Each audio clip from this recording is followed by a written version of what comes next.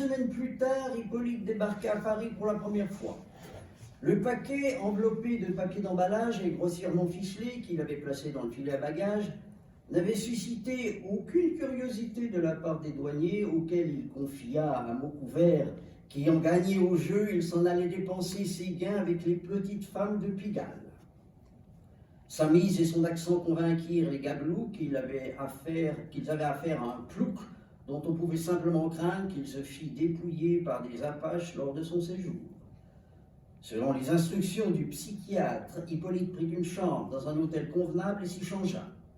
En costume, avec une cravate, il ne ressemblait déjà plus au brave Pecnou jurassien qui avait entourloupé les douaniers.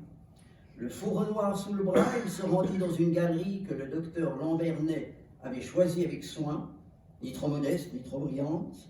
Monsieur Wirth, son propriétaire, passait pour être un courtier avisé.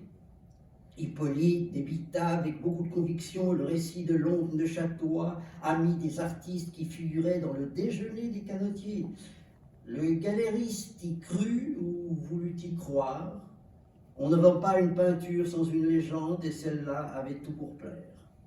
Une semaine plus tard, Hippolyte revenait à Neuchâtel sans tableau, mais nanti d'une somme rondelette, dont il remit les 2 tiers au psychiatre, ainsi qu'ils en étaient convenus.